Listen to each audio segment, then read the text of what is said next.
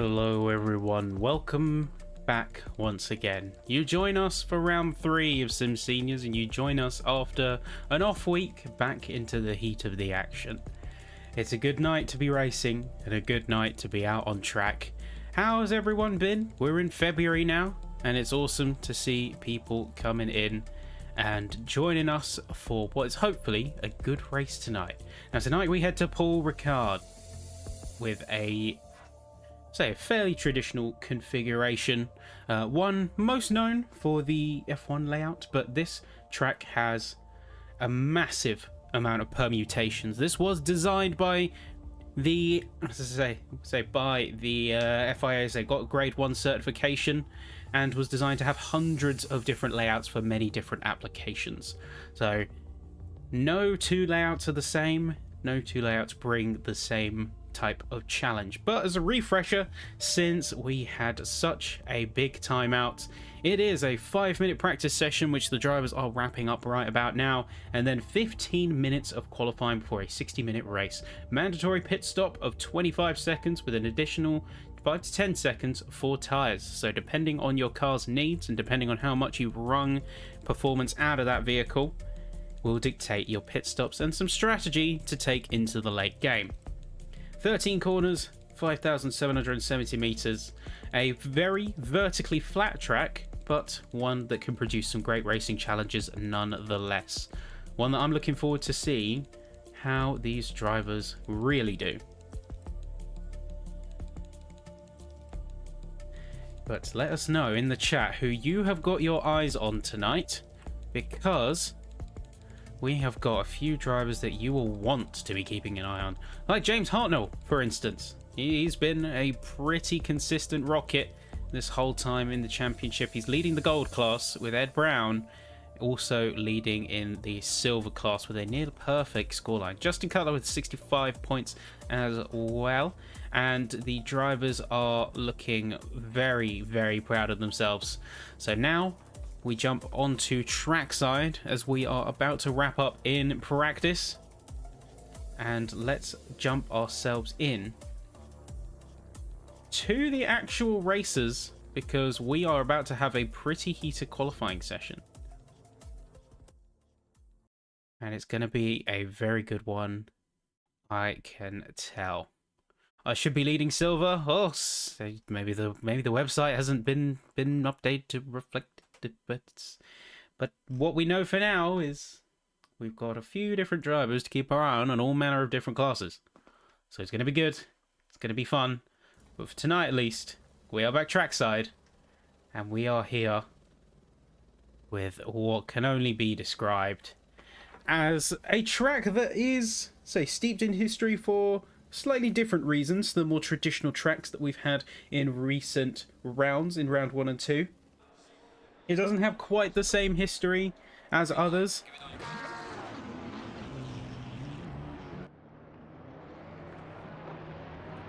But if the game can let me... There we are. But now everyone is going to be quick to head out and quick to get their times on the board because no one wants to be wasting a single minute. And we are on board, first things first, with Dan Moffat. He's going to be leading the charge. And at least in the early stages has been one of the drivers to watch. A previous winner in class, but it's currently down in only P8 in the gold class. Remember, your gold class are your white numbers, and then you have the grey numbers for your silver, and your red is your bronze.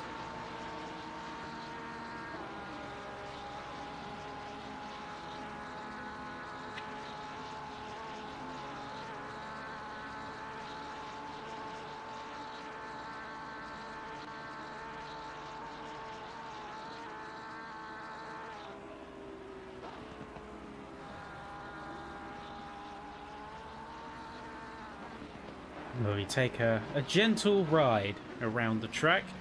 I think one of the most characteristic things about this circuit is its unique approach to runoff.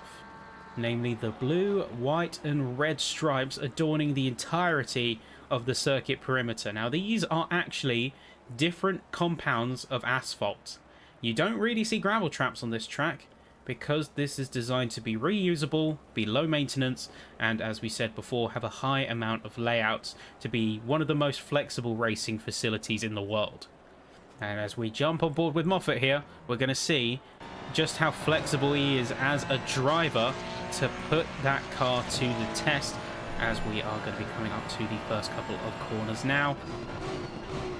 See, heavy on the brakes. You want to be cutting deep into those apexes and really riding out the car. You haven't got much in the way of camber elevation to help you out here, so you are relying purely on the grip as theoretical provided to you by the car.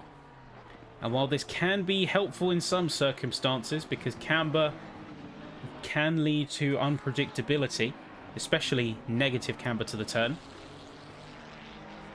it can also lead to you sometimes misjudging your corners.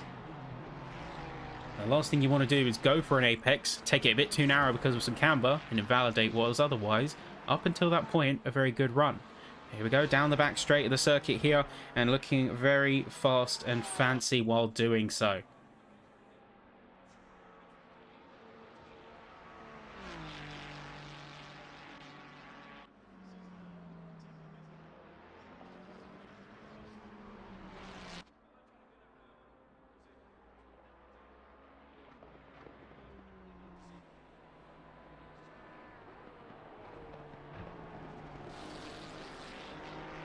And there we go, nice and heavy on the brakes, but let the car ride out its momentum. Give it a bit of mechanical and aero grip to play with.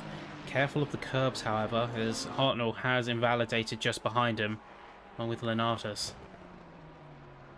Down in P3.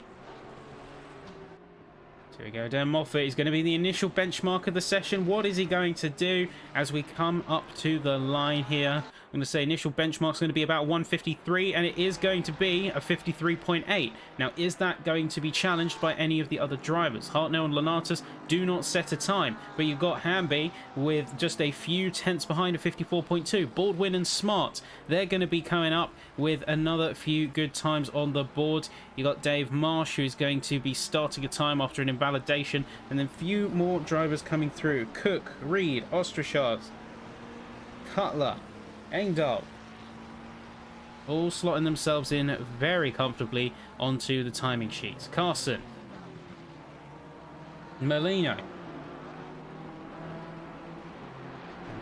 more drivers coming through. Clearly a precedent is being set because Lindblom, 53.7, he's going to be our time to beat. He's usurped Dan Moffat at the top of the field. Very nicely done, and looks to be continuing that same momentum. So Molino's headed off into the off run, and then a few more cars are going to be coming through as well.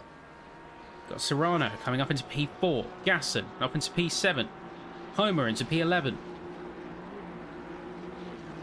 and then Askham into P20, with Howes up in P19 and Waite in P21. Some other drivers who are really trying to make a bit of a push here and a bit more of a statement. But Paul Hamby currently half a second up on his previous. And while we have got more drivers yet to set times, like Lenatus and Hartnell, they're going to have to wait just a little bit longer. We are going to see him come across the line. What's it going to be? Remember, this is the driver to beat in class right now. Got Paul Hamby just behind. Hartnell only goes P3 for the moment, 54.0. Immediately displaced by Moffat, who has just gone with a 53.6 to take the new top spot. Marsh up into P5. You've got Cook up into P7. And then more drivers are coming through now as we speak. Few validations, but among those who are still yet to run and put a time on the board, this is going to be Aldhouse's moment to shine. Looking like he's on very good pace so far. Just be careful of the exit. On the throttle as quickly as you can. Don't break traction. And come across the line. And it's going to be 55 flat. That's going to be enough for P15. Very nicely done there. Oscom has a chance to get another time in his favour. But just ahead of him, Neil Bywater is going to be coming through. 23 now. And no dice. No improvement from him here. See, back to Oscom now. A few more drivers are going to be crossing that line. 56 flat. 55.6 is going to be putting up to P26. He's going to get displaced down to P27 almost immediately. I think that was the fault of O'Neill. Mr. Payton going to be jumping up a few places of their own. John Gabbett down in P36. It's going to be the next one across the field.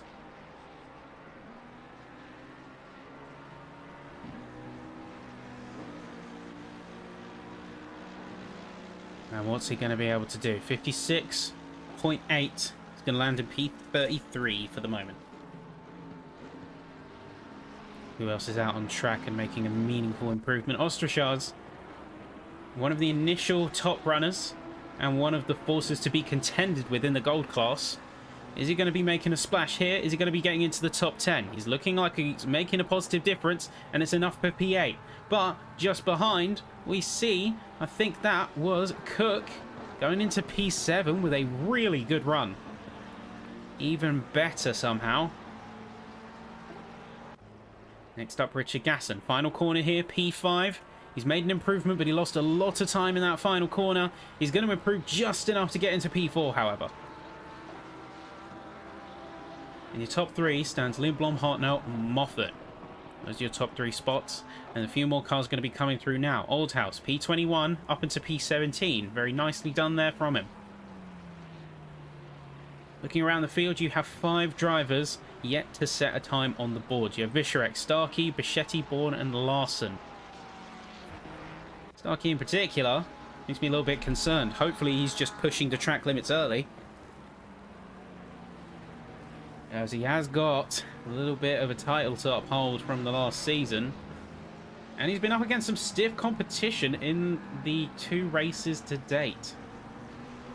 Has indeed been up in some stiff competition. But let's see what he can do here. As we see someone take to a little bit of runoff. Just out ahead. That is going to be Bourne. And Larson, I think that was just him there. He's going to yield. And Starkey is going to go P24 with a 55 flat. A very nicely done run there. And then you've got a few more drivers up at the peak of it. You're going to be trying to push to get the absolute nth percent out of their runs. Like Lindblom, he's run the past 5 seconds. He's completely equal with his delta. Look at him. He's flickering. He's towing the line between on pace and off pace perfectly. As soon as you think he's dropping behind, he picks it back up again. Right now, so his qualifying lap is looking like that of an automaton with how consistent he's running. Look at that delta go! He's neither faster nor slower. He is perfectly on that knife edge. We see some local yellows come out. I'm sorry, but I'm just fixated on how Lindblom is keeping this insane level of consistency on display. We are coming up to half a lap, and he's going to be displaying near perfect consistency lap to lap. If he can retain this, then he is going to be on track for a very good race. But a big slide outwards, it seems, has seen him drop a lot of time, and I think this lap might be a goner unless he can make some miracles work in these last few corners. With a bit of a wide apex and turn at 10. We might not see that come to fruition, unfortunately. But now, ridiculously consistent driver. And even if he's just a 10th behind, goes to show how hard he's pushing. Very nice overall from a lot of the drivers here. Who else is on a lap? Let's see and let's have a look. Well, you've still got 3 drivers left, 1 from each class, funnily enough. Vishreck, Bourne and Larson. Yet to set times, need to set times. And we jump up ahead and see none other than James Hartnell. Been the man to beat in the gold class so far. Looking like he's on track for a very good run. Remember, 53.502 to beat. Can he beat it? He can, and it's a 53.420, so nearly a 10th clear of Lindblom. How is Lindblom going to respond? We'll check up with him in a minute. But Leonardus crossing the line. One with a good initial run, and has since petered away.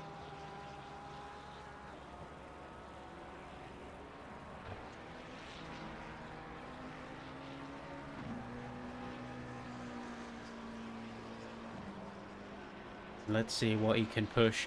He did have a good initial run, but he lost a lot of it in that final sector.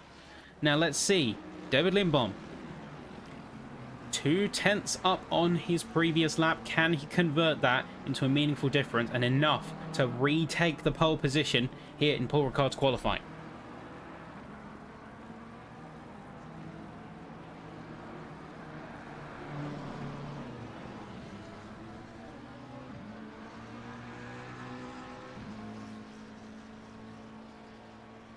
See, final corner here, Lindblom. A lot of drivers typically lose a lot of time here, but Lindblom has done it excellently. He's used a little bit of the toe of his opponent to get some speed out, and it's a 0.265 from the Swedish senior sprinter car, and a rocket of a 720S that thing is looking right now.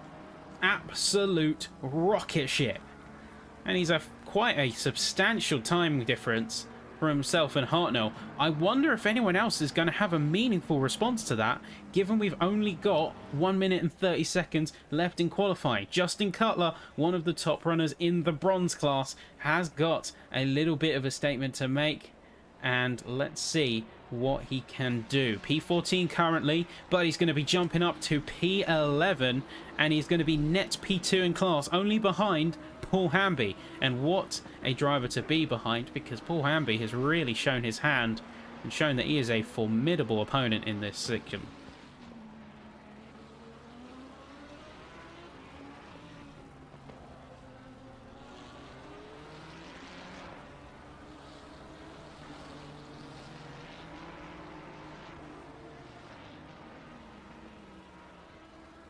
We got quite a few drivers at this point in the pits having conceded that their times are not going to be beaten anytime soon. Not by themselves, not by their opponents, but I wouldn't rest on anyone's laurels. You got Richard Gasson down in P4. He's looking to see if he can push himself back up into the podium positions, and all he needs is about half a tenth. 0.06 is all that splits him in P3. So can he convert it, come around this final corner? He's looking on very good pace so far. 53.575, so he's just going to be about 35 milliseconds clear of Dan Moffat. Now, Dan Moffat, however, is on a very good run, and the qualifying timer has officially clocked in. So it's now or never. It is game over for a lot of these drivers.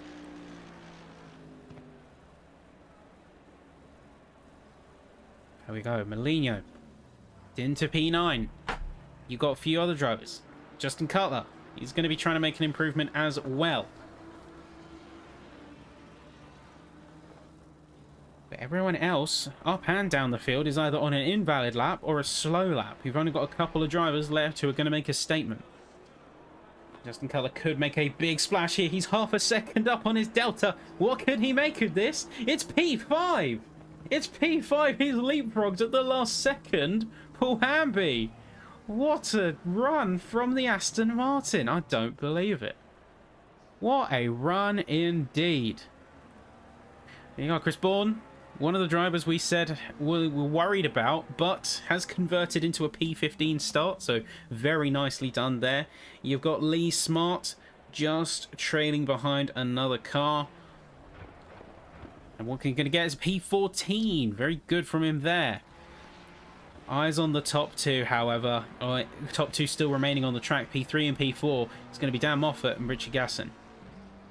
Now Moffat, round the final corner now. He's got about a tenth and a half up on his opponent is going to be a 4.87, and he's going to be just about a 10th clear of Gasson. But how is Gasson going to respond? He's looking like he's on some really good pace here. He might even leapfrog Hartnell with this kind of performance so far. Is it going to convert? Cross the line here? Yes, it is. Half a 10th clear of James Hartnell. Gasson is on front row alongside Lindblom. Only drivers left to finish is Serrano, who is going to jump into P11, and that, folks, that is your grid. That is your grid, and that is a very, very big statement from a few of these drivers. Well done to all. So Lindblom and Gasson on the front row with Hartnell and Moffat just behind, and then you've got Cutler really punching up and making a P5 and a net P1 for class, with Paul Hamby down in P7 as his class rival, with Lloyd between the two. Next down, you jump to P11 with Serrano. A very good run is going to see him leading the silver class, and a 54.017 time. It's going to put him a 10th and a half almost clear of O'Neill in P13. And that is your qualifying done, and your grid soon to be set. We're going to take a quick intermission, folks, while we get ready for the race, and we will see you back very shortly. Do not go anywhere.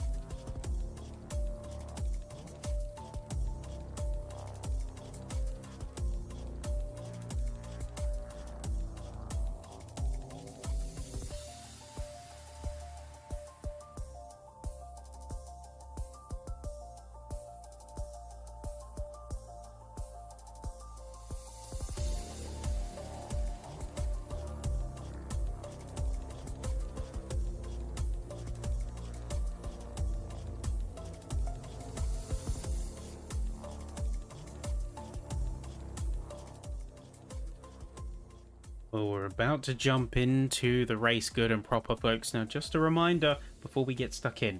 60-minute race. Mandatory pit stop, 25 seconds. Tyres are optional. You can, of course, get an advantage off of those, but it is going to add to your pit stop time, so it's something to consider for your overall race strategy. So everyone is going to have to be on their toes as this race gets started. But we are 30 seconds out from the drop of the flag to get everyone in formation. And then we will have green flag, full racing speed. And it's going to be good. It's going to be good. And I'm very excited for it all. You are not going to want to miss this, folks.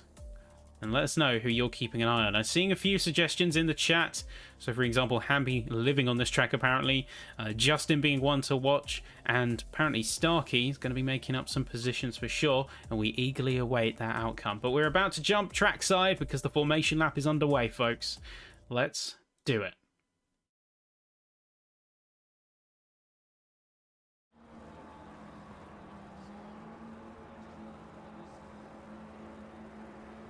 So we jump to the front and we jump on with Lindblom. Gasson just behind. Now remember, you've got to be in the right positions when the race officially starts, or you will be handed a drive-through penalty. We saw this a little bit in the Group 2 race a week and a bit back. Nearly 2 weeks ago. Weird to say. But if you are not in the right position by the time the green flag falls, if you're not in proper formation, then that is your penance. And then, of course, you've got to think about things like speeding in the pit lane and not getting too many track warnings, infractions, or you will be handed penalties, such as a drive-through or a stop-and-go 30-second. And that is automatically handled by the game, but we do have stewards to review any incidents post-race. So one to keep in mind. It's a fairly spread out grid, as everyone is racing to try and get back in their correct position. So for instance, you've got Serrano, who must have dropped back and had a bit of an incident, because they are all the way down in P14 when I do not think they should be. He's going to get back to his right spot fast. Ree is going to be in a bit of trouble.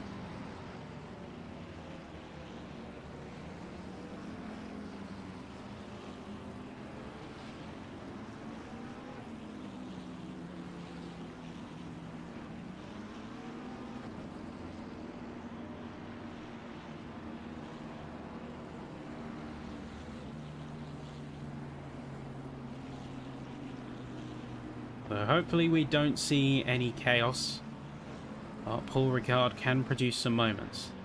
We jump to the top of the field, we see everyone bobbing and weaving. I have to remind myself that we don't have collisions during formation, because I saw that Ferrari and Aston Martin coming together and I bit my tongue. I genuinely bit my tongue in nerves. So I was very worried that we would have seen that.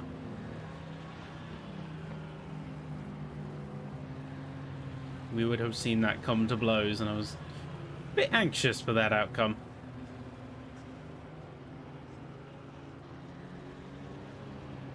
So here we are, about to start the race good and proper.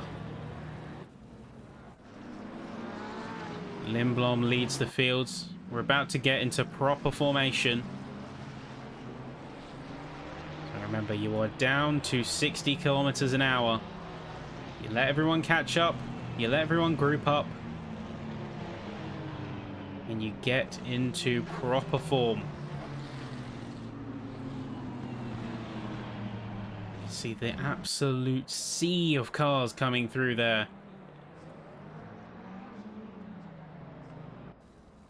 The sea of cars coming through. The track is looking good. You have got a fairly strong wind that is going to affect some aerodynamics, but if drivers haven't made their cars too pitch sensitive, we are still going to see some consistent and good racing. One of many factors the drivers have to consider, but for now, it is all about the racers. It is all about the racing, and we are about to get underway. You can see the flags from the crowd coming. Now we're just waiting for the flag from the steward, as all the cars line up 2 by 2, ready to go.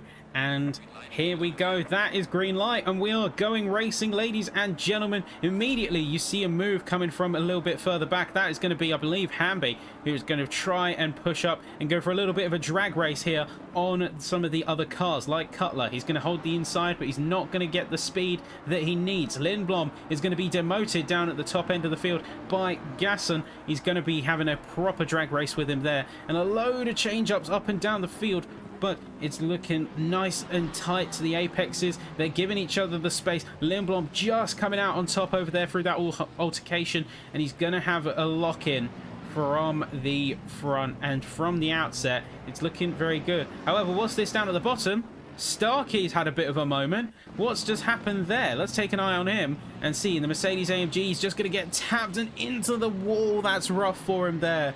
That is a brutal incident to have at the start of the race. While it didn't look like much at the surface, it is going to be a death nail for his race unless he can get that under control. The top runners are going to be fighting for space and fighting for potential moves. Gasson is immediately looking around his opponent to try and gauge his options. In the mid-pack, you've got Chris Bourne with Bichetti and Reed, who are all going for a little bit of a drag race. A few seconds further down the back, you can see just a little bit of space, a little bit of squeeze coming in, particularly from that McLaren. We're sticking with the Helican because they are going to capture everything all at once. And you can see the tussle that is happening in this mid-pack right now. There's a few drivers in the back end of the field are going to go dropping hard. Baldwin has made a big drop. I think they went off track just earlier and they've only just rejoined. They rejoined in P21. Everyone has made a serious promotion in the standings. where everyone pretty much on my timing board had a green arrow for about 5 seconds. And more trades further down. Gary Barham and Carson. You can see even down the bottom end of the field, everyone is still giving it their A game. And you see a driver who's already peeling off to one side. And I wonder what's happened to him. That's going to be Brown retiring to the pits. And I think he's already conceded. So I don't really know what's gone on there for him. But we are potentially on the books to see our first retirement out of 38 races.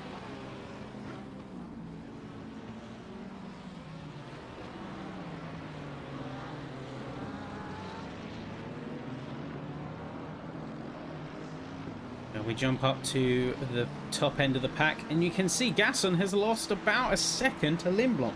Lindblom has done really well to separate himself from that Lamborghini. He hasn't had to worry too much about a credible defense because Gasson has just not been able to keep up. That gap is growing. It's currently 1.2, so it's grown a couple tenths in the space of just putting the driver focus on. The drag race down for P9. Molino is going to be taking the fight to Engdahl in that McLaren.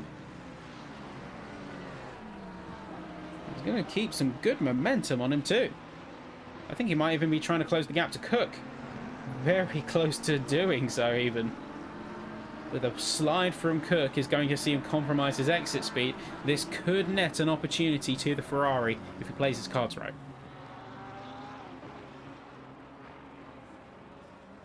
You can see in the background a couple of battles going on there. So you've got Serrano battling for P14 against O'Neill. And then you have got some more battles happening like Bywater and Saloma battling for P30. But I want to keep our eyes trained at the top end of the field. And oh, something's happened. Something has happened. That has been very bizarre. Wait, what has just happened there? Did Baldwin just disconnect? I think Baldwin's having some serious issues with his connection because he was up in P4, then he was down in P21, then he was in the pits, then he was out, and then he was gone. So I'm assuming he's disconnected.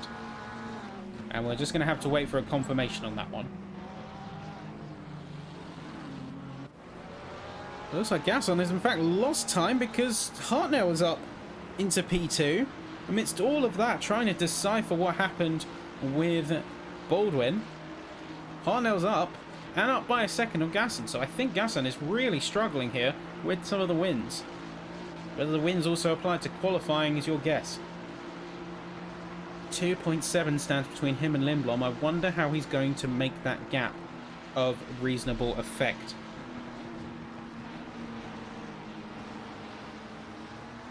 Moffat is going to try and close on a podium position.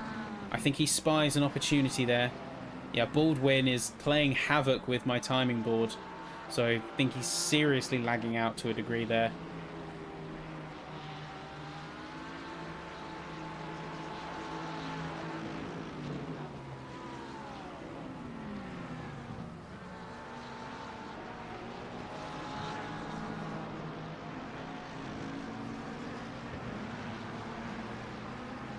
Not sure what's going on. I'm going to try and see what's going on with my boards here. One thing I do know though is that Justin Cutler is watching the battle between Moffat and Gasson, and he's looking very, very hungry indeed. Now Cutler has an opportunity because what he can do is he can let these two fight. He can let these two fight in their own bubble, in their own space, and then just simply pick off P4 from the scraps of the battle. I think we're already seeing that potentially in motion, but there is a problem. Lloyd is right behind, and Lloyd is looking for a position of their own.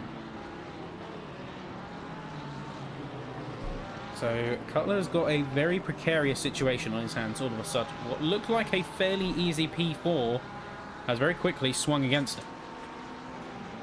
So time is going to tell how that Aston is going to respond to the scenario. Is he going to rise up and fight and defend while closing the pace, or is he going to play a bit more conservatively and just lock in the P5 at least for the early game? Because John Lloyd is looking like he's taking zero chances. He's not playing any waiting game of the sort, and he's going for the apex. He's going to have the inside run there. Cutler is going to extend off track just the tiniest bit, but the double apex is in the Ferrari's favour. Could the Aston get a bit of a switchback? No, he just hasn't got the lateral grip or the speed to confirm. He is going to see himself demoted down into P6 for the time being. A little bit of a battle below as Molino is going to concede the P8, but they're not done just yet. You can see him tucking the nose out to try and get a bit of a run on Cook, who took the position from him. I wonder if there's going to be a little bit of a tussle here heading into the next lap. But we're not even 10 minutes in. We've already got some fireworks on full display, folks. It's all on display here tonight.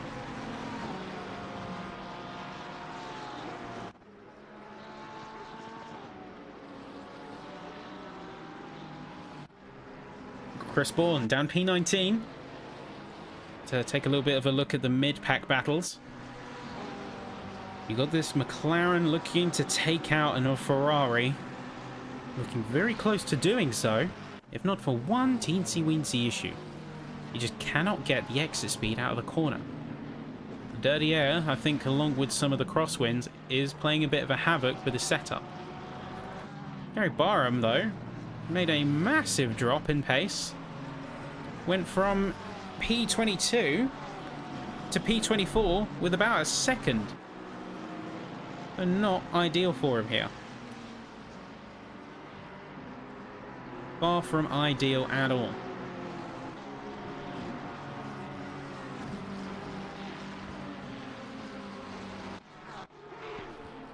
We jump up to P7 and we can see Paul Hamby. He's looking very daring indeed, because he just tried to make a move on Cutler around the outside on the exit of the back straight. Very daring. And looking like he wants to get those positions.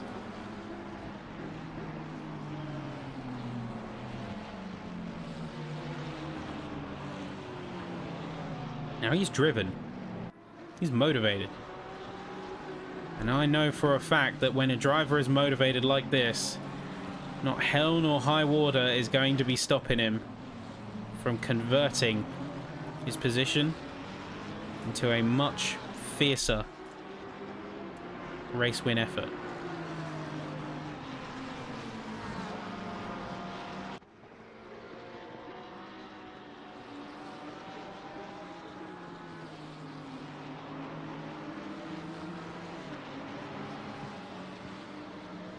I will keep an eye on you, Hamby, and we will watch your career with great interest. Richard Cook, though, down into P10. I'm not sure what happened there, but he has dropped significant pace. Oh, but we've seen just happened then. Oh, that could have been that could have been a real bad crash. Oh, geez, that was very dicey. Let's just see that again. Let's see what happened. So he's against the Porsche, and the Porsche just, I'm not sure if that was going to be classed as coming in on him, or whether he was just running wide and the Porsche was caught off guard by it and couldn't really come out of the corner and reduce the commitment. I don't know what to tell of that one, to be perfectly honest with you, everyone. Very limited in what we can make a judgment on. We can see Giles and Bennett having a bit of a drag race heading down the Mistral Straight.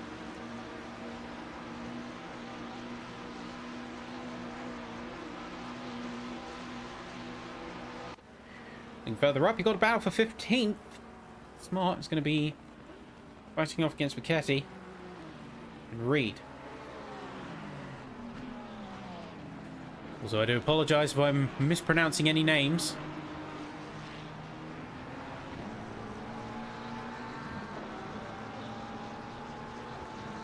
There's not really a pronunciation chart or anything, so I'm winging it and I'm happy to be corrected if I'm wrong. But we look around the field, and certainly in the top half of things have mostly calmed down. We can look at some of the gaps and look at particularly Lindbaum, who has really just run away with it. He's taken the early race, he has taken the space that he has on track, and he's able to, in effect, go into hot lap mode. which is a luxury afforded to only those who can truly master the early race and get themselves the space necessary. Now, he is going to have to be mindful of pushing his car too hard to keep pace up. He can afford to take the foot off the pedal a little bit. Remember, he's got a 5.4 second cushion. He doesn't need to be hyper aggressive, but it looks like there's been something going on at the bottom end of the field. What's happened here? Bennett and Giles. Let's see what's happened.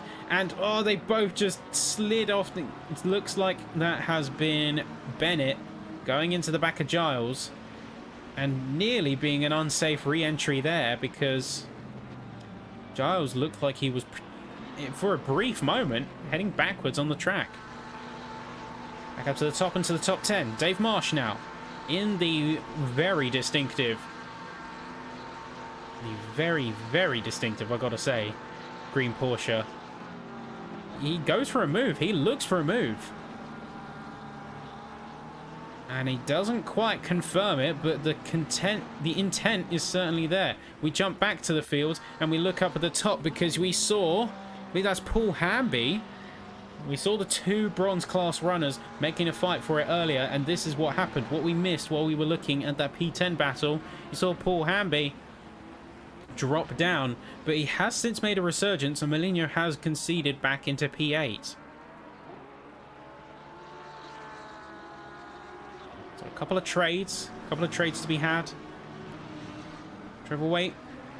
Oh, that nearly could have got really dicey. So good catch from Giles there. That could have gone from bad to worse.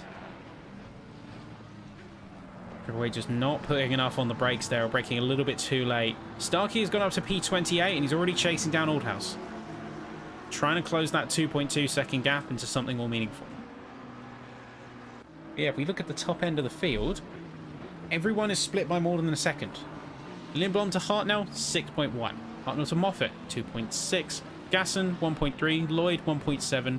And Cutler, 2.8. But that is quickly rising as Hamby and Molinho are looking to chase him down. And remember, every move off the racing line, be that offensive or defensive, is going to lose your time compared to the ideal. So he needs to be conservative with his defensive and offensive moves in order to preserve the best times possible and try and keep himself within a chance of fighting up at the top 5. Even if they're not in the same class, you still want to be pushing for the highest possible position you can. It's a matter of pride, a matter of principle. Hamby and Molinho are also going to be coming to blows a little bit more. You can see just there, there's going to be a little bit of a tussle.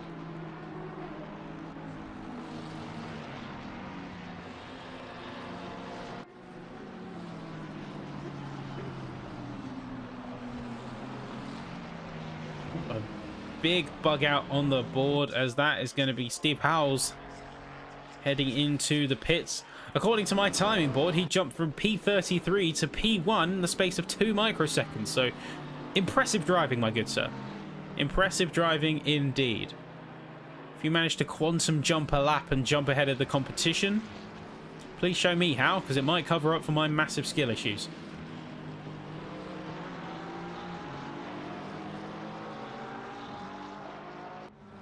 Let's see what's happened here.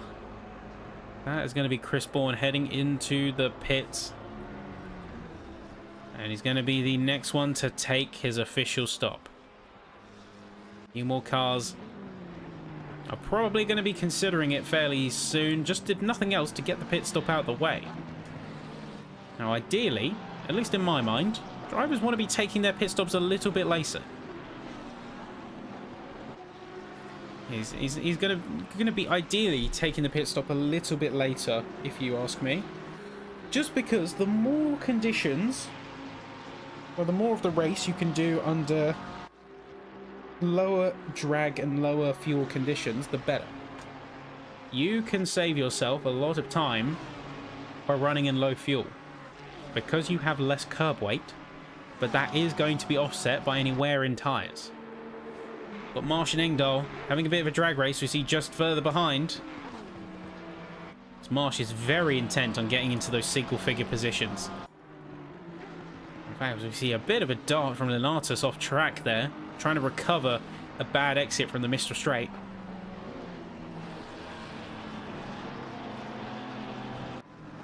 know for a fact that these two are going to be two drivers to watch as this race continues, because while the top runners have mostly netted some space of their own, this mid-pack and the fight to be within the top 10 is all but raging on.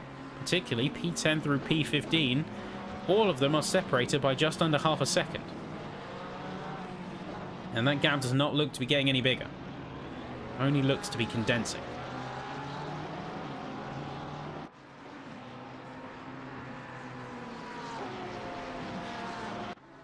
You look further up, and once again, Paul Hamby is looking for a move. He wants to get the fight back up to Cutler. He does not want to yield whatsoever. He is not letting that position go.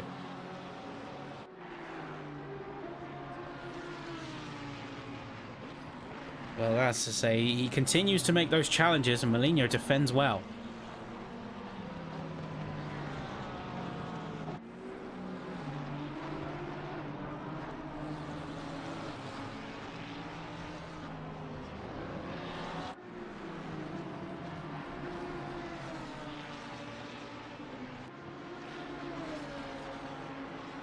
Watch this racer with great interest. Jump a bit further down, we see Craig Starkey down in P26. He's trying to chase down Bywater. He wants to make some moves within the class. Now, I know a couple people predicted he would be jumping up some positions.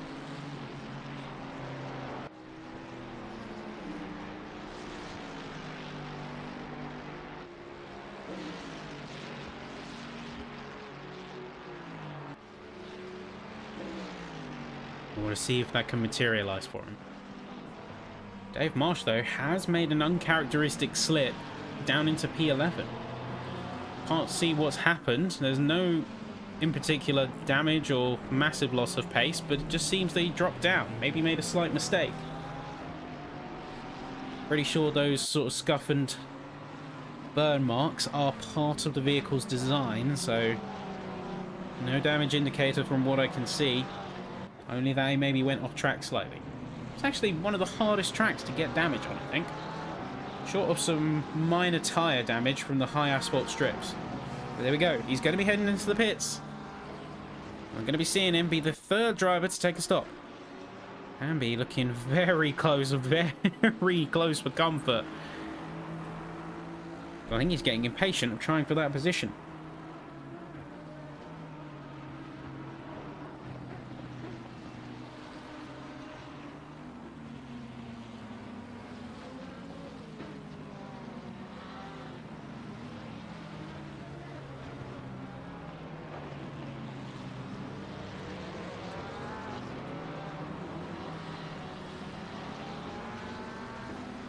Marsh is going to be coming out right at the back end of the field, but he has got his stop out the way, and he has sunk his time early. He could potentially undercut the others in the field in a big way. We'll only really see the effects of that when we hit that transition point of everyone taking their stops.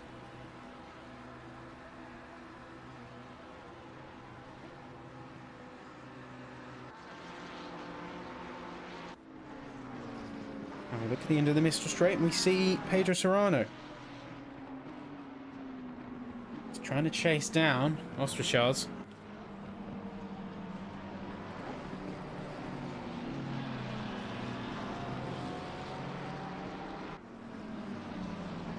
Trying to close up into the forbidden turn top 10 zone. I don't know why I said turn 10, that's a game studio. And not the one that we want to be talking about right now. Serrano, one to watch, as he did get the pole for his class with the P11 on track and net P1. Colin McNair did have a little bit of an off. Let's see what happened there for him. You can see just coming around and ooh, big slide out of turn 10. Luckily, he does keep it out of trouble, and he's quick to get back on track. Bennett is going to be the next one to head into the pits now. And now is where we start to see more and more cars head into the pit lane. Because I think a lot of drivers are going to be... Oh, that's a drive-through penalty for Cook. That is a brutal, brutal penalty to be handed, but it's what happens when you invade the track limits too much.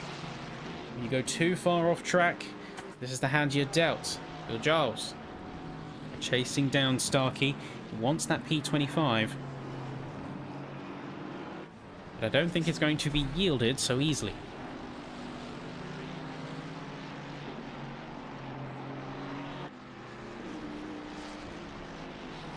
So Phil Giles will be having to bide his time to fight another day. Serrano continues to chase the gold class Porsche. But, oh, an interesting connection. Whoa, what's happened just there?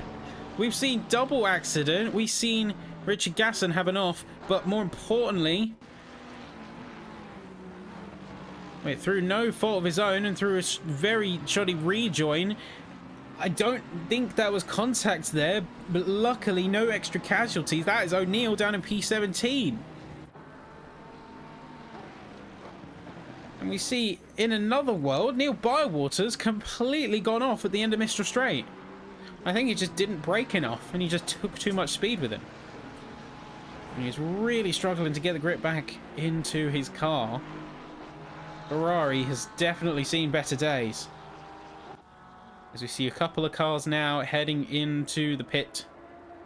It's going to be Cook and O'Neill. After that, I wouldn't be surprised. I wouldn't blame them one bit. Jump, take a breath, recompose, and move on. So I think sometimes not always talked about is when you have an incident, it's not just the race that you're worried about, it's the mental game. It is the mental game that is just as powerful, just as difficult to regrasp as the physical one. And if you are mentally not in it anymore, if your confidence is shaken, if you're no longer in that flow state, then driving to top pace is going to be a lot harder for you. Serrano could be closing in on a move here. He really could be closing in on something. Jump on board and see what he's up to. If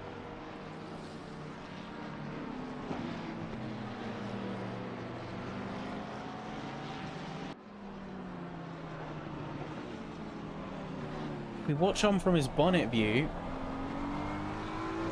pay some close attention to Serrano's lines, how he conducts his car. For one, he's trying to keep out of the dirty air so he can keep the maximum grip through the corners. He's also looking at where he's applying the throttle, see if he can get a little bit more exit speed than the Porsche up ahead.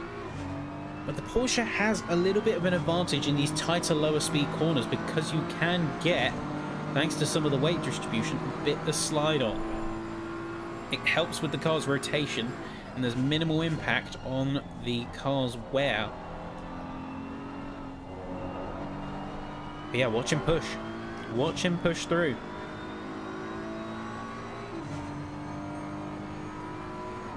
He's going to continue to push.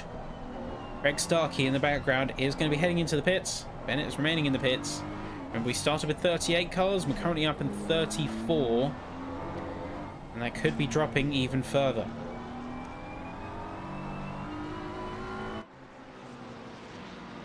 The battle rages on for P11. And in P7, Molino could be making a move on Gasson here. He's got the run on him. Down the Mistral straight, maximum speed before they top out. Who is going to take the spot? Here's Molino. But I don't think Gasson is going to be yielding without a fight. Look at them go. Look at them both go. A Lamborghini is leaving nothing to chance.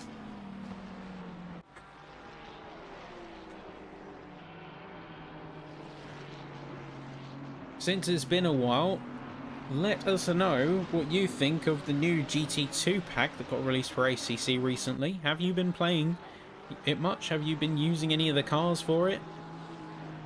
Have you tried the Red Bull ring? Do let us know on that front.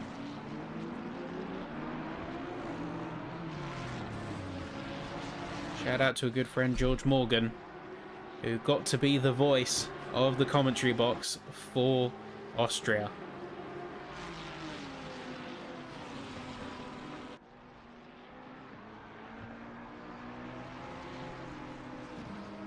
Yeah, remember to give some love to the stream, as always. If you love what we do, we have a Discord, we have a Facebook. Make sure you jump on the Facebook if you want the Discord. And there you have it. Massive influx of drivers now heading into the pits. Visharek has just come in, but he's going to join the likes of Serrano, Homer, Smart, and Cutler in the pits, all taking their stops right about the halfway mark. Oldhouse is going to be now inheriting a decent amount of positions. He could confirm it into P14, but he has to be wary of Saloma, who's just behind. If there's anything we know from that McLaren, it is one of the strongest when it comes to high-speed scenarios and carrying said speed through some of these more medium angle of attack corners. Trying very hard not to mix aeronautical and driving terminology. Sometimes it's hard.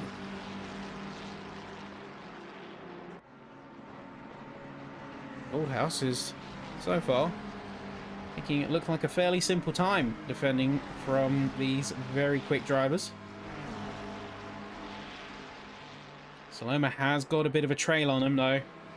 Is it going to be a move? No. Oldhouse is going to peel a little bit more to the inside. They're going to play it defensive. And Oldhouse is going to continue to play that defensive strategy all the way through the final sector of the course. And this is how you want to do it. You want to put your opponent in a position where they have to commit to an attack move only to be blocked and to make them break, losing a ton of speed. That is a big slip on the edge of the curb. Nearly could have ended badly, but Oldhouse carrying it well.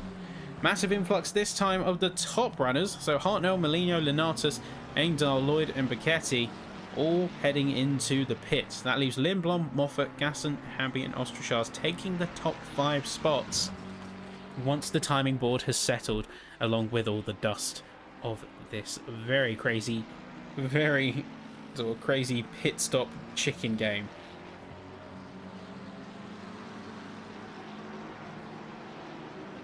And it is a little bit of a pit stop chicken game, because we are seeing cars left, right and centre jump into the pits at varying intervals to try and get a little bit of on-track space. Like Oldhouse right now, I wouldn't be surprised if he's thinking of pitting soon. He does need to get it off his books, as we can see from the timing board. He does have a mandatory stop to his name. But today is not that day for him. In this lap, he is going to continue to defend and fight that good fight. You see a bit of a trot from Molino. What's happened to him there? You can see gets around the McLaren and just, oh, big slip, keeps it out the wall, but he is going to have some dirt on his tyres, which he is going to have to account for when he's going for moves. And looking a bit further up, whoa, that's Saloma. That is him completely off the track and into the red zone. He got knocked out far. That's the ultra high gravel, or the ultra high grip asphalt. But let's see what happened there. He just went for a chase, got too close to Oldhouse, and just, yeah, he completely lost the car. I don't know if there was contact there. It's too far to tell from the helicam. But what we do know is that position is all but lost. Lindblom and Hamby into the pits. Hamby is going to be getting out quick, because they have got a pretty difficult scenario that they're going to have to try and fight. Dave Marsh, another car to watch. Bit of an extension. Ooh, just behind you see Bourne and Bacchetti tussle for space to the point where one nearly has to dive to the inside of the course.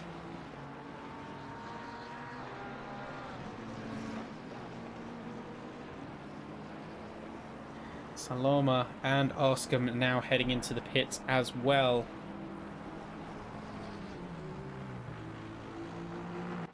Hamby back in the pits though? What has happened there? Very confused.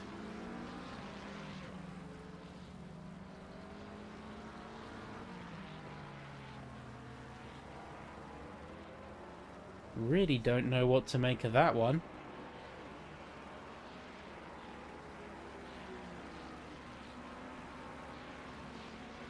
I will say Cutler is looking really good here, because Cutler is technically P2 in class. Because all of the other runners in front of him have yet to take a stop short of Hamby, and even then Hamby was in the pits. So Gabba is the only real threat, and Gabba is going to be soon to head in. Looks like Aldhouse had a bit of a moment, but back on their feet. No real loss of time. Up in P7. Moffat, Gasson, Ostrachar's all in the pits now. Reed is going to follow suit. So your top four are all jumping in. And this is that convergence point. Now we should see pretty much, if not everyone, commit to their stops if they have not done so already. It's no longer viable to run. You can see Aldhouse is going to be the next one in. Hayton jumping through. It's just Conor McNair at this top lot. And then Gabbert is also one that we are waiting on to take a stop. Are they going to be jumping in now? Yes, they are. They are going to be jumping in for a stop. And now it seems like the only ones who are going to be needing to commit to a stop. Saloma's already done it. So yeah, it is just Colin McNair. Only driver, technically, yet to take their stop. And they're going to have to do it fairly soon, I believe. So otherwise, he's going to be in a bit of trouble. They're going to be running on dead tyres. No fuel. And a penalty waiting to happen. Luckily, the only penalty we've seen thus far is the drive-through for track limits. Everyone has mostly behaved themselves when it comes to the pit lane thanks to the sharp entry. If you took that at too much speed, well, I'd be terrified you'd actually be able to make it, short of crashing into one of the pit boxes. We have Saloma in the pit. Richard Cook is going to be having a drag race with Giles, as he's going to be pushing for the position. Giles jumps onto the sausage curbs and onto the little rumble strips. The two continue their drag race. Cook is just going to have it. He's going to have the nose out, but Giles ain't giving that without a fight.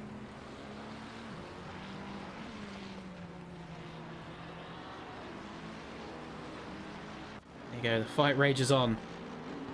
A few more cars are going to start challenging each other for meaningful positions. Ostrachar's one to watch. We know that they can push through a field and have done so in the past. Pedro Serrano, just a bit further up ahead, is going to also be looking to make a challenge and potentially get themselves in the top 10 with some careful strategic placement.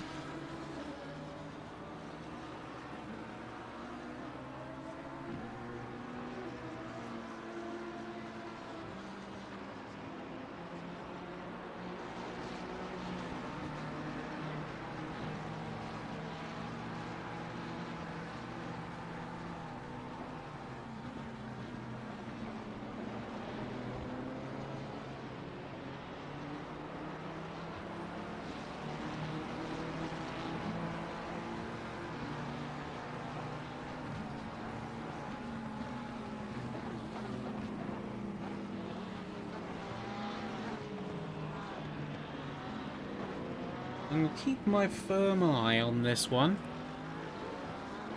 We could see some fireworks coming out yet.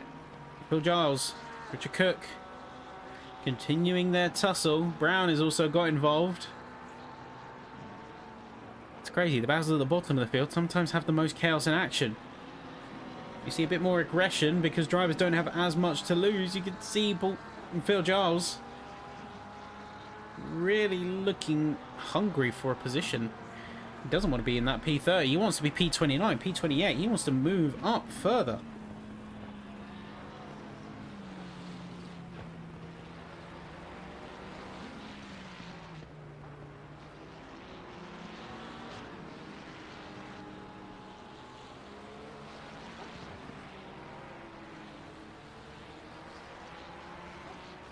And then we see a bit further up the field too. We have Sean O'Neill. Oh, that could have got a little bit dicey. I think that was contact between him and Homer. I think there was a good sportsmanship there by yielding, or at least looked like yielding, in order for Homer to retain the P19. If so, fair play, my friend. Very fair play indeed. Whoa, what's happened down here? Let's jump back and see what's gone on. So we see Giles and Brown going for a drag race, and oh, just coming across, and both of them absolutely destroying that wall. Yikes, just the space not really being left there. That is not looking good for either of them. Both of them are going to have to be limping that car back to the pits. And it's not going to be a good day for either of them. Giles and Brown take their wounded cars after putting them through a little bit of a spin cycle. Oh, they're going to soldier on. They've only got 20 minutes left to go, but in the cars in such states that they are, there you go, he's indicating he's jumping into the pits. He is jumping into the pits. He is not going to be chancing that whatsoever. Crazily enough, testament to performance and the speed that Colin is currently losing for staying out for so long. Colin McNair, he is currently being overtaken by Lindblom. He's finally going to jump into the pits. I think that was his signal to do so. But yeah, Colin McNair, he's really stretched the life of that car, and that's commendable, but that is just looking like a very, very, very extended stint. Jump a bit further back. You see Chris Baum, Dave Marsh, Ostrichars, all in a locked battle of horns for P14. And see that eventually become a P13. That's the subject of the battle, but the truth remains the same.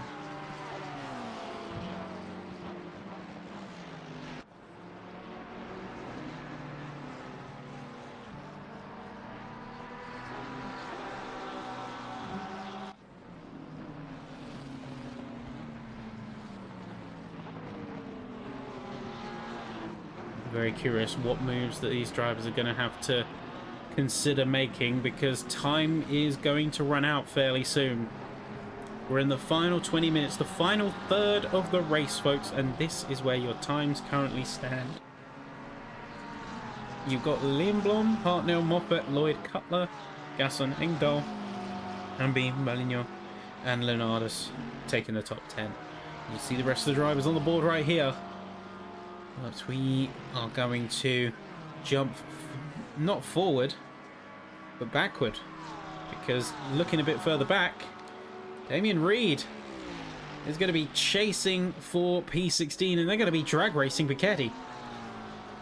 Remember, no chicane on the Mistral in this layout here in ACC. And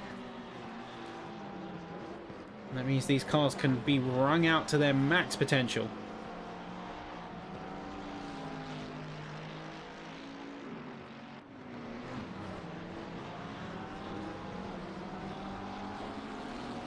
Looking like a very nice move indeed from Damien Reed there. Showing one of his opponents what's really up, and looking very striking in that livery, I do have to say. That sort of black and red line art livery really selling the part. Very clean, very classy, and a very good move for P16. Oh, Hamby. We've jumped to him a few times now, but he's a driver to watch. He's a driver with it's all going on. Currently in P8, P2 in class, trying to chase down Engdahl.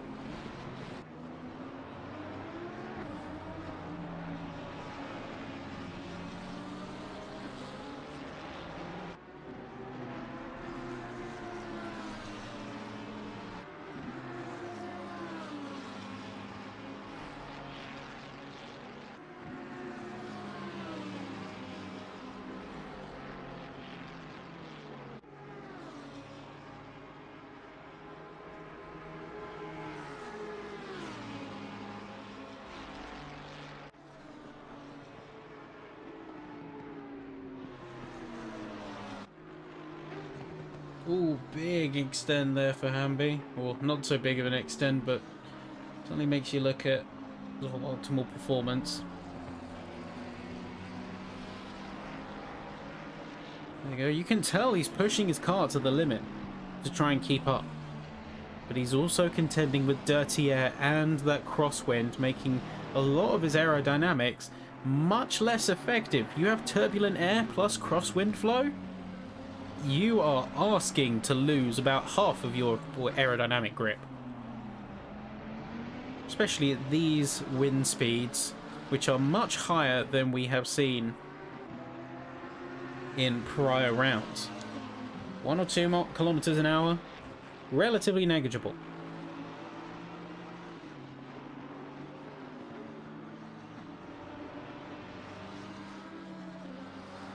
But 5 kilometers an hour does have an impact, even if it may seem small. See what's happened here. Colin there. He has got himself out of the pits. He has got himself some fresh tyres and fuel, but he did have a little bit of an off there. He's currently P24. My red flag, not red flag, my yellow flag sensor came up red hot for his car. But it looks like he just had a little bit of an excursion into some of the runoff. Hamby is really trying to push. You can see how eager he is. He is running about 0.2 faster than Engdahl lap to lap. And generally has the faster lap times. So the question is, what is keeping him down in P8? I think it might be some of the turbulence and interference. Let's keep an eye on him and see what he can do. A couple more battles that are going to be shaping up on track fairly soon. Wait, what has happened from Hamby? What has happened from Hamby? Did his control surfaces disconnect? I think his wheel or something must have disconnected. He's just completely off. He's out of it. To think he was on such a good run. He's just disconnected. He was so close to attacking and making some real move on Engdahl. That is really frustrating to see. All of that go down the drain.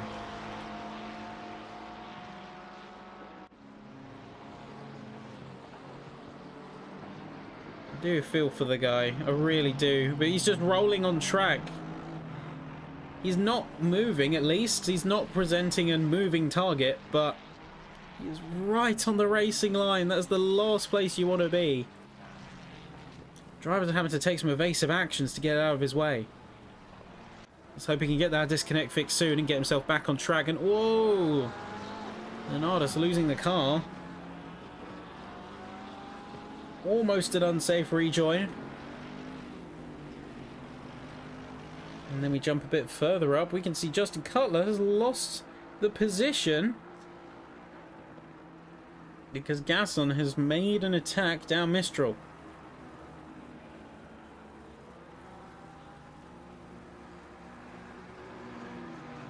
So he's going to have to fight to get himself back up there. Chris Bourne and Reed both looking for an opportunity to get themselves some free spots. Bourne is going to go wide coming out of the Mistral straight. Is going to see himself coming into an invalid lap time.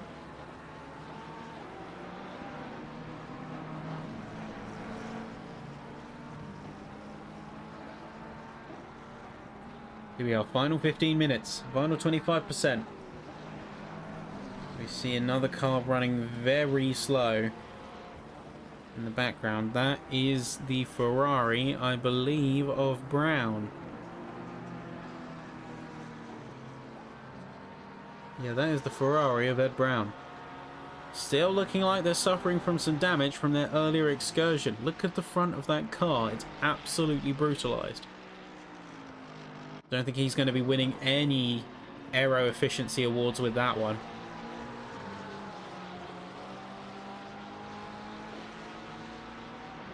We do have 12 minutes to go.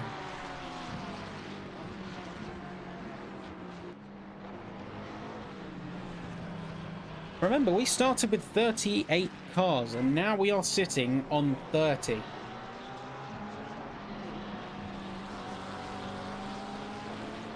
Fortunately, Hamby has left the game. It's a full-on disconnection.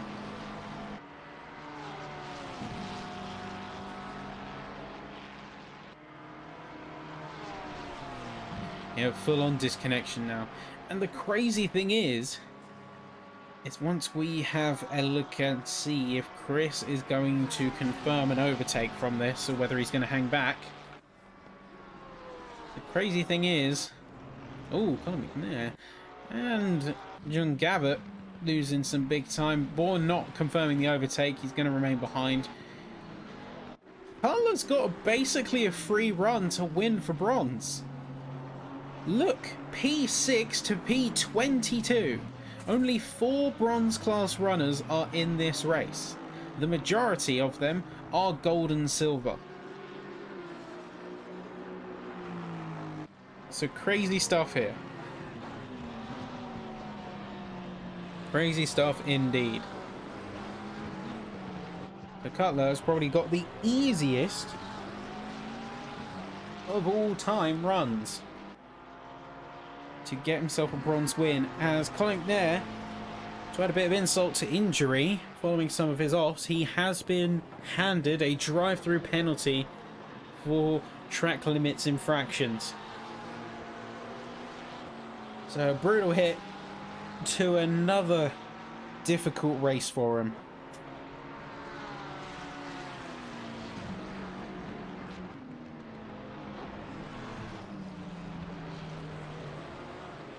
Time is running short for a lot of these drivers. So if they want to make moves, got to make them now. And you've got to confirm them within the next 5 minutes if you want to see yourself come out on top.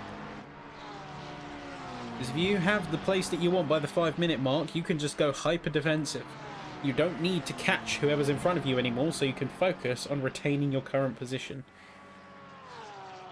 Look a bit further, we got Damien Reed. He's chasing down the Porsche of Dave Marsh.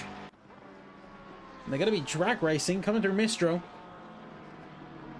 Porsche's on the inside. Reed on the outside. Space being left, sportsmanship shown. But Damien Reed, with a really good run, is going to see himself take that very nice overtake. And into turn 10, you can see him swing through very nicely, tight to the apex, get on the throttle early, and try to break away from the Porsche that's just behind. I don't know about you, but it looks like Dave Marsh is in a little bit of trouble. Sean O'Neill has a bit of an off coming through turn 10.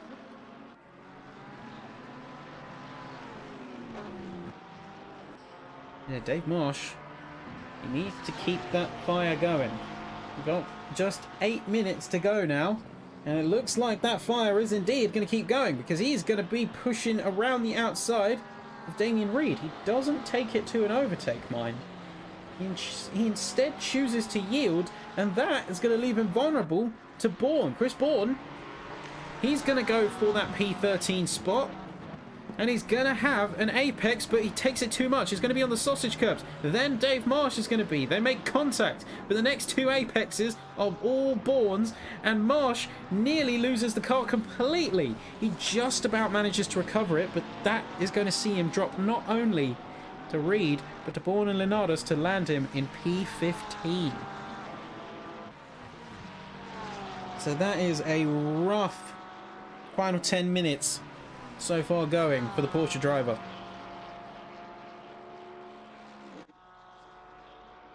Leonardus himself is going for a bit of a drag race. Thomas Leonardus and Chris Bourne. Reed is kind of in a space of his own for now. He doesn't have a meaningful challenge from anyone else in the field. So these two are both going to drag race it out, and they're both going to get the measure of each other. Bisharek is going to be the next one with a drive-through penalty Too many track limits warnings. And then we look at the top of the field. And you can see James Hartnell 17 seconds behind Lindblom. Crazy stuff. Lindblom has just completely run away. And there's no reasonable challenger, no viable assailant at this point in time. He has closed the gap a bit, Hartnell has, but is it going to be enough with just 7 minutes to go? Moffat is behind with 2 seconds, Lloyd is down another 12, Gasson another 3, Cutler with another 2, and then Engdahl 5 seconds behind that. Short of the very limited few battles we have on the screen, like with Lee Smart trying to chase down Pedro Serrano, it's looking like things are fairly settled with a lot of the cars that are on this track. And they are, for the most part, just putting their laps down, putting their time in.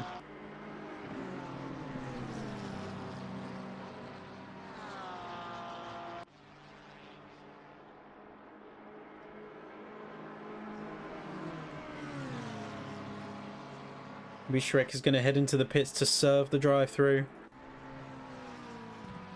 Richard Cook as well, curiously, also in the pits. Not sure what the rationale is behind that one. But we'll of course have to wait and see. Sean O'Neill, half a second behind Richard Homer. Is he going to go for a move? Coming out of Mistral, turn 8. Could be a ripe opportunity for an overtake. Is he close enough though? He's close enough to get up to the rear, but not enough to really confirm a move out of it. We hop bonnet cam.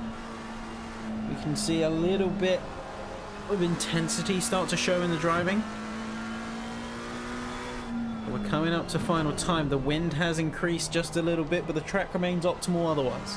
Temperature's low, which means there's plenty of room for these cars to have a bit of thermal load go into the tyres.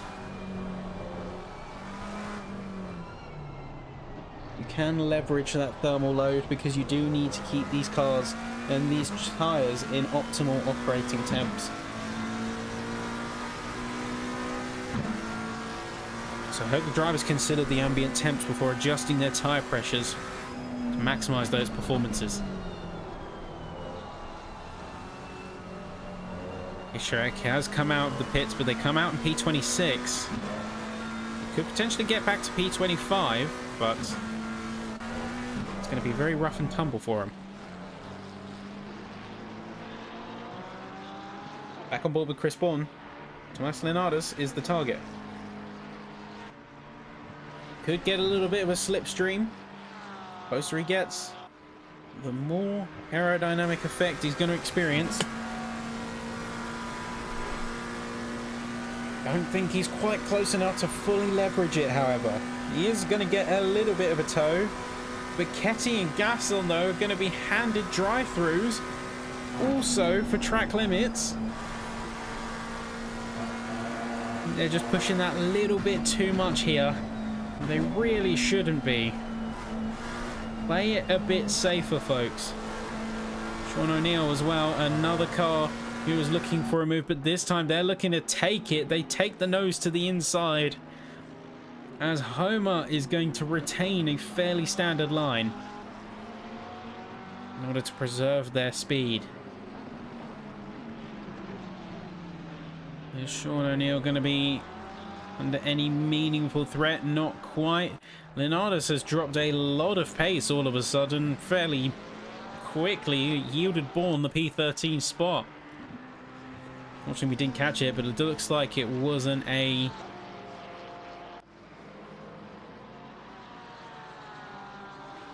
So it wasn't the smoothest run. Ketty is going to be also coming in to serve the drive-through. Gasson. Whoa, Gasson. What's gone on there? Let's try and see what happened to him. So you can see he's coming down turn 6. Too much throttle, can't correct it. And boom. Into the inner wall. And back into the pits with him. And that is going to see Justin Cutler take P5.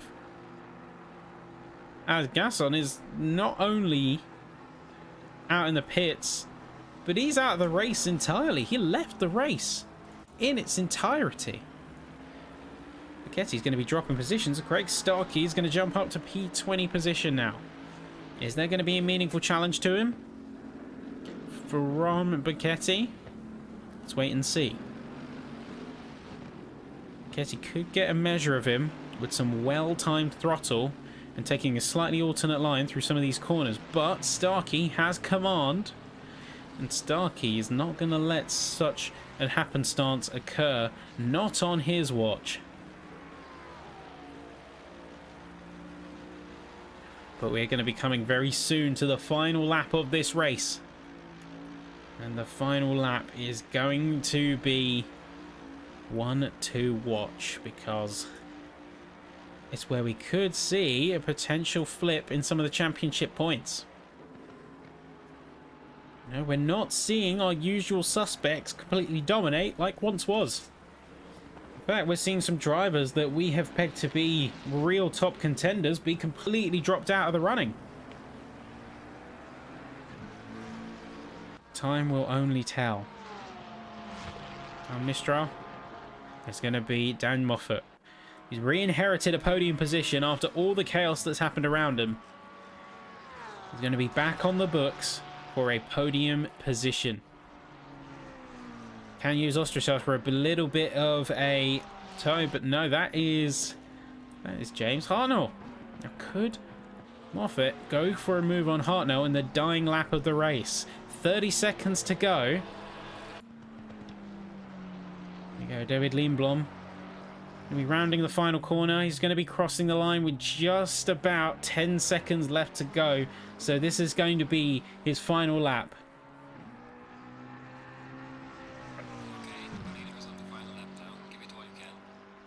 And there you go. That is the call. That is the call from the pit wall. And some of these drivers who are really trying to make moves like Gabbert and Vischerek, it's going to be go time for them both. Gabbert chooses to yield to play it safer and is not going to fight Vischerek, not that hard anyway. But he is going to retain proximity. Could be looking for a move potentially later on. Just needs to keep the proximity. He can get it through Mistral. Ed Brown, another off. Buchetti is going to be looking for a move. Whoa, looking like he's just had the door closed on him. He just had the door closed.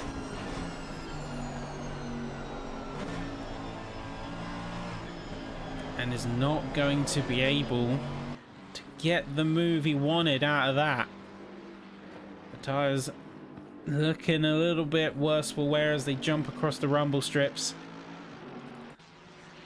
Well, you know, oh, big slip coming out of Engdahl. This could be his moment.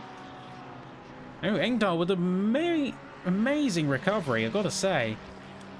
He had a real slip of the rear there, and he just did not let him catch off guard. But there you go, timer has elapsed. And now, as we come through final few seconds, it is going to be Lindblom taking the win of the third round of Group 1 of the SIMseniors Racing Championship.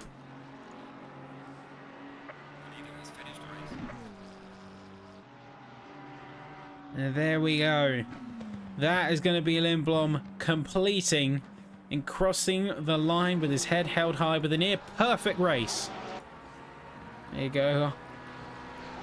Oh, no, and Moffat, despite getting so close on track, it's not going to be a move, not going to be a swap. And the two are going to take the podium steps down further. Molino chasing down, but it's not going to be enough. It's not going to be enough on Engdahl here. All the late braking in the world isn't going to save you from that one. Few more coming across the line now. Justin Cutler's going to win the bronze class with a massive sweep. The next person down is going to be Oscar in P23. And then Pedro Serrano just fending off Lee Smart, is going to take the win for silver. Very nicely done all round. Great stuff from all the drivers. And Becchetti, in the dying moments of the session, is going to drop a spot to Starkey. Same class or not, the last thing you want to happen in this scenario. He's going to drop the spot, but there you go. A few more drivers crossing the line now, last few, and that is it. That is time for so many.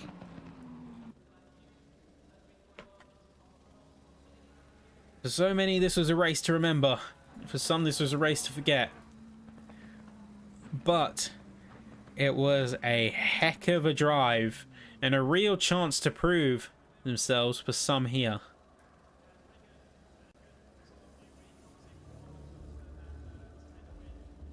There you go, a few more cars crossing the field, and that is it. That is time, and Lindblom is your winner with the fastest lap too to boot.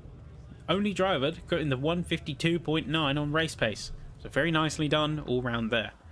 Hartnell, Moffat, Lloyd and Cutler make the top 5, with Engdahl, Molino, Serrano, Smart and Ostrasars making the top 10. Excellent stuff, folks. But we are going to leave it there for tonight. It has been an amazing time and it's been good to be back. It really has been good to be back.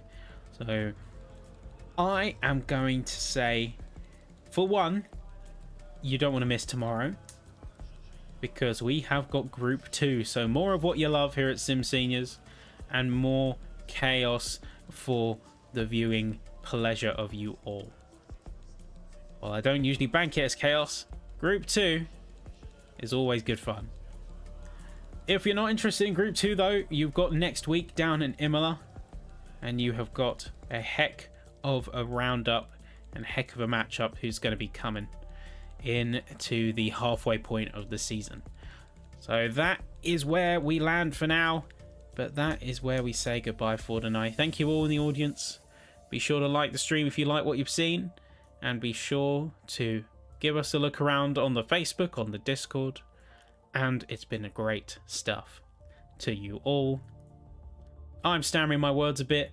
I've been trying to hide the fact that I've been ill this entire stream, so thank you for your patience if I've been dropping at random points. But we'll see you this time tomorrow, folks, for Group 2. Same place, same time. Keep it SimSeniors, and we will see you then. Ta-ra for now.